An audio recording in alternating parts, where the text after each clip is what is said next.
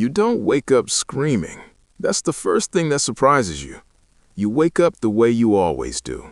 Alarm at 7:14, you hit snooze twice, you lie there staring at the ceiling, doing that thing where you mentally negotiate with yourself about getting up. The ceiling fan wobbles, the pipes groan, completely normal Tuesday. Except it's not. You grab your phone, no notifications, zero. Not even the spam email from that mattress company that's been trying to sell you a queen size since 2019. You figure the internet's down. You shuffle to the bathroom, do your thing, and head to the kitchen to make coffee. Your neighbor's dog isn't barking. That's when your brain registers something wrong. Not alarm wrong, just off wrong. The way a song sounds when one instrument stops playing and you can't immediately identify which one. You open your front door. The street is empty.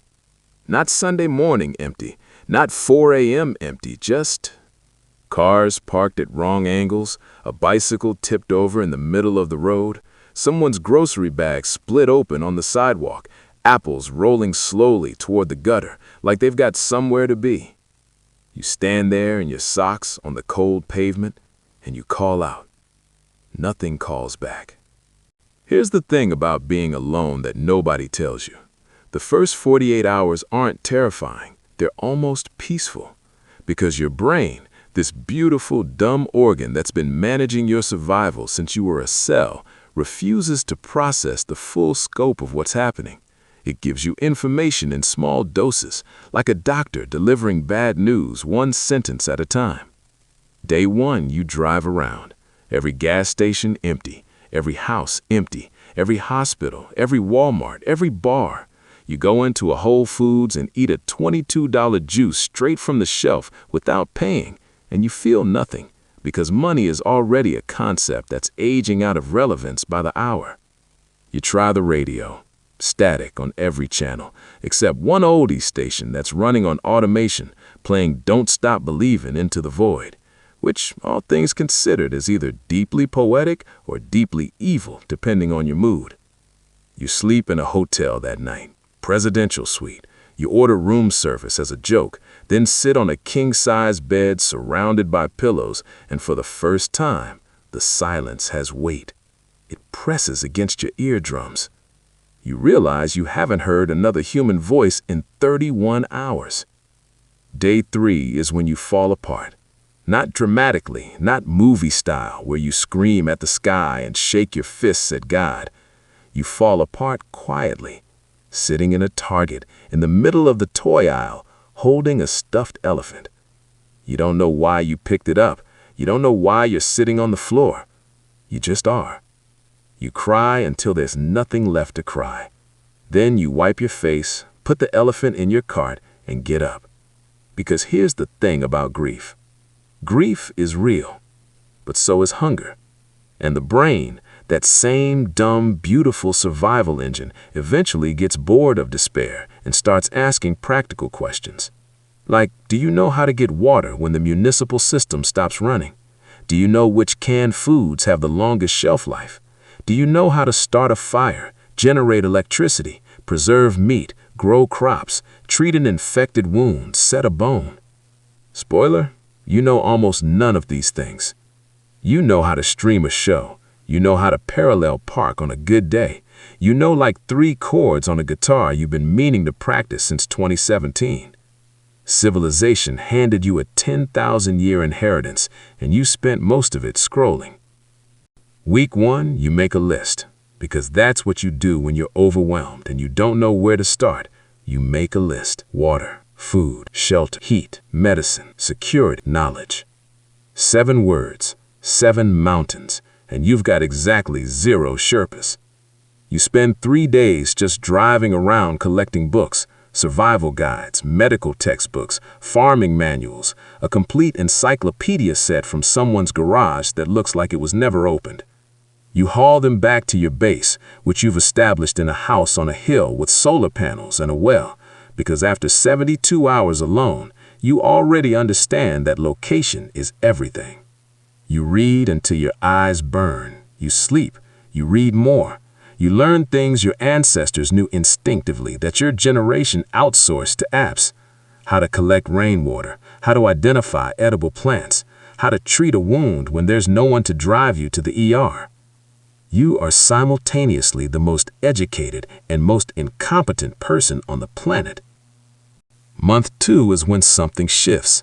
The grief is still there. It lives in your chest like a stone you can't cough up. But around it, something else is growing. Something uncomfortable to admit because it feels almost disrespectful to the billions of people who are just gone. Freedom. Not the fun kind, not the spring break kind, the terrifying, bottomless, vertigo-inducing kind. You can go anywhere, do anything, take anything, be anything. There's no one to judge you, no one to impress, no one to disappoint, no one to compare yourself to. You drive a Ferrari into a lake just to watch it sink. You sleep in the Oval Office just because you can. You eat an entire museum's worth of food from a Michelin-star restaurant's walk-in freezer and plate it badly and eat it alone by candlelight in a room that was once booked 6 months in advance. These things don't make you happy, but they make you feel something other than grief, which for now is enough. Month 6. This is where it gets philosophical, whether you want it to or not. You start talking to yourself, out loud, full conversations. You develop opinions on things you never had to have opinions about before. You realize that most of your personality was actually just a reaction to other people. Strip those people away, and suddenly you don't know who you are without an audience. Who are you when no one's watching? Who are you when there's no Instagram, no performance, no role to play? When you don't have to be the funny one, or the smart one, or the reliable one, or the mess? When there's no one to be anything for? You sit with that question for a long time.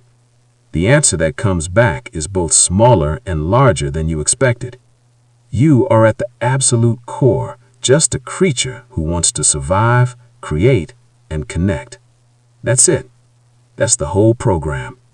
Everything else, the money, the status, the opinions, the anxiety, the performance, that was just noise layered on top of 3 basic frequencies. Survive, create, connect. 2 out of 3 ain't bad. Year 1, you've built something. Not an empire, not a city, a life. A small, functional, unglamorous life. You've got a working garden that actually produces food. You've got solar power and a hand pump well. You've got a radio transmitter that you've been broadcasting on every day for 312 days straight. Same message, same time, every morning. 14 words. If anyone is out there, I'm here. I'm alive. You're not alone. Nobody has answered, but you keep broadcasting because hope is just another survival tool, and you've learned to use every tool available. You've also got the stuffed elephant from Target. It sits on your windowsill. You've named it Gerald. You don't explain yourself to anyone because there's no one to explain yourself to. Gerald understands. Day 423. You're in the garden pulling weeds when the transmitter crackles. Static. Then a voice. Broken, distant, but unmistakably human. Hello? Is anyone there? I heard your broadcast. I've been driving for 2 days toward the signal. I don't know where I am exactly. Somewhere east of... The voice cuts out. Your hands are shaking. You drop the trowel. You run inside and grab the receiver, and your voice, your actual voice, speaking to an actual human being for the first time in 423 days, comes out in a whisper. I'm here. Keep driving east. I'll keep the light on. And just to the part nobody thinks about when they imagine the last person on Earth. You don't just survive the apocalypse. You become its first act of reconstruction. Because 1 person is a tragedy, 2 people is a civilization in seed form. 2 people means language has a purpose again. It means there's someone to share the food with, the fire with, the grief with. two people means the future is a concept again instead of just a direction. You don't know who's driving toward you. You don't know their name, their story, their damage, their gifts. You don't know if this is the beginning of something or just two people being alone together instead of alone separately. But you clean the house anyway. You cook something that actually has seasoning. You stand at the window scanning the horizon, and you feel that specific human ache that no amount of survival skills or self-sufficiency or freedom can replace. The need to be known by someone, to matter to another consciousness, to be seen. The headlights appear at the edge of the hill before dark. You step outside. The car stops. The door opens. A figure steps out, looks up at you across